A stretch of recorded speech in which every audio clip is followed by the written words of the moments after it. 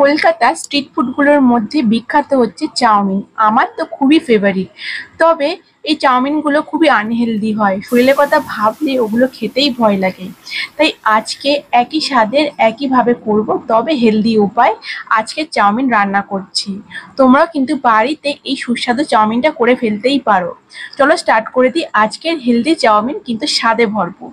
প্রথমে এখানে আমি চাউমিনটাকে সিদ্ধ করে নিচ্ছি। হ্যাঁ, আজকে চাউমিনের বদলে ইউজ করেছি স্প্রেগেটি। আর স্প্রেগেটি কিন্তু চাউমিনের থেকে অনেকটাই হেলদি হয়, কারণ চাউমিন হয় ময়দার আর স্প্রেগেটি হয় সুজির। তাই অবশ্যই যদি কেউ হেলদি খেতে চাও, অবশ্যই চাউমিনের বদলে স্প্রেগেটি ইউজ করতে পারো। তো প্রথমে স্প্রেগেটিগুলো আমি সিদ্ধ করে নিলাম, আর একটু লবণ দিয়ে সিদ্ধ করেছি। আর এই স্প্রেগেটি সিদ্ধ করতে প্রায় 10 থেকে 12 মিনিট লাগে। একটুখানি ধৈর্য দিয়ে কিন্তু স্প্রেগেটিগুলো সিদ্ধ করতে হবে। আর কোনো আমি তেল ইউজ করিনি। সিদ্ধ করার পর স্প্যাগেটিগুলো ধুয়ে নিয়েছি, আর জলটা কিন্তু রেখে দিয়েছিলাম। এরপর কড়াইয়ে সামান্য পরিমাণ সাদা তেল গরম করে নিয়েছি। এর মধ্যে দুটো ডিম ভেঙে হালকা মতো ফ্রাই করে নেব। যারা বিগিনার্স আছে তারা কড়াই দিতে যাবে না, তাহলে কড়াইয়ের মধ্যে সেই চোখলাগুলো পড়ে যেতে পারে। তাই কষে যাতে না পড়ে সেটা কিন্তু খেয়াল রাখবে। সামান্য লবণ দিয়ে হালকা একটু ভেজে নেব। খুব বেশি ভাজবো না, বেশি কড়া হলে ডিমের স্বাদটা চলে যাবে। এরপর উঠিয়ে নিয়ে সামান্য তেল অ্যাড করে দিলাম।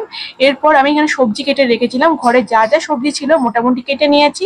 এর মধ্যে প্রথমে রসুন কুচি আর কাঁচা লঙ্কা কুচি বেশ খানিকটা দিয়েছি, যাতে গন্ধটা সুন্দর হয়। এরপর রসুন আর কাঁচা লঙ্কাটা একটুখানি দেখো লালচে রং ধরলে এখানে 1 চামচ বাটার দিলাম। বাটারে কিন্তু টেস্ট এবং স্বাদ দুটোই কিন্তু বাড়িয়ে তোলে। এরপর স্লাইস করা পেঁয়াজগুলোকে দিয়ে একটু লাল লাল করে ভেজে নেব, এবং ভাজা হয়ে গেলে আমি যে সবজিগুলো কেটে রেখেছিলাম সেগুলো দিয়েও কিন্তু ভালো করে ফ্রাই করে নেব। এখানে দিয়েছি গাজর, বিট, বরবটি, ক্যাপসিকাম আর টমেটো দিয়ে কিছুক্ষণ ফ্রাই করব। এবং ফ্রাই করার পর এখানে স্বাদমতো লবণ অ্যাড করে দিলাম। দেওয়ার পর আবারও একটু ফ্রাই করে নিচ্ছি। বেশ খানিকক্ষণ ফ্রাই করতে হবে, হালকা যেন সিদ্ধ হয়ে যায়। এরপর ঢেকে রাখলাম। ঢেকে নেওয়ার পর 2-3 মিনিট হালকা আঁচে রেখে দিয়েছিলাম, এবং একটু নরম হলে এখানে ভেজে রাখা ডিমগুলো অ্যাড করে দিলাম। দেওয়ার পর সমস্তটাই সুন্দর করে নাড়ি চাড়িয়ে ভাজা ভাজা হয়ে আসলে, দেখতে পাচ্ছ খুব সুন্দর করে ভাজা হয়ে গিয়েছে। এই পর্যায়ে যে সেদ্ধ করে রেখেছিলাম স্প্রেগেটিটা, সেটা দিয়ে স্প্রেগেটি সেদ্ধ করার পর যে জলটা ছিল সেটা অল্প দিলাম। দেওয়ার পর এখানে স্বাদমতো লবণ আর অরিগানো দিয়ে, এরপর সামান্য লাইট সয়া সস দিয়ে ভালো করে ভাজতে হবে। নর্মাল চাউমিনের ক্ষেত্রে যখন আমরা ভাজি তখন চাউমিন সিদ্ধ করা জলটা অ্যাড করি না, কিন্তু স্প্রেগেটি করার সময় অবশ্যই সেই জলটা ফেলবে না। যখন স্প্রেগেটিটা ভাজবে বা ফ্রাই করবে তখন দিলে স্প্রেগেটিটা বেশ নরম হয় এবং খেতেও ভালো লাগে। এরপর সামান্য চিলি ফ্লেক্স অ্যাড করে দিলাম। তোমরা চাইলে নর্মাল লঙ্কা কেটে দিতে পারো। কিছুক্ষণ ভাজার পর এখানে টমেটো সস অ্যাড করে দিলাম। দেওয়ার পর সুন্দর করে আবার নাড়ি চাড়িয়ে ভাজতে থাকবো।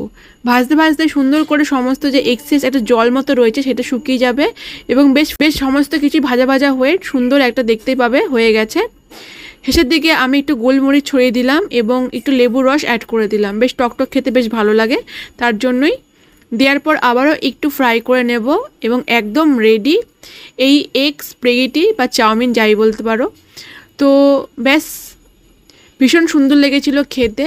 খুব বেশি দেখো তেল নয়, কিন্তু দারুণ হয়েছিল। খুব তেল দিলে যে টেস্ট বেশি হবে এরকম কোনো কথা নেই। বাড়িতে অবশ্যই এইভাবে তৈরি করো। যদি স্প্রেগেটি না পাও এইভাবে চাউমিন তৈরি করতে পারো, সেটাও কিন্তু খুব ভালো লাগে। আর স্প্রেগেটি তোমরা যে কোনো জায়গায় পেয়ে যেতে পারো। এখন তো মোর বা স্মার্ট পয়েন্ট রয়েছে, সেখানটাও কিনে নিতে পারো। শেষে একদম গোলমরিচ গুঁড়ো, সাথে টমেটো সস আর সামান্য পরিমাণ চিজ আমি অ্যাড করে দিলাম। চিজটা একটু শক্ত হয়ে গেছিলো বলে সেটাকে বেশি গুঁড়ো করা গেল না বা কাটা গেল না। একদম রেডি। ভীষণ ভালো লেগেছিলো খেতে। বাড়িতে অবশ্যই ট্রাই করে, খুব ভালো লাগবে। কেমন লাগলো ভিডিওটা অবশ্যই জানিও। ভালো লাগলে লাইক, শেয়ার, ফলো এবং সাবস্ক্রাইব করে। দেখা হবে আবার নেক্সট ভিডিওতে।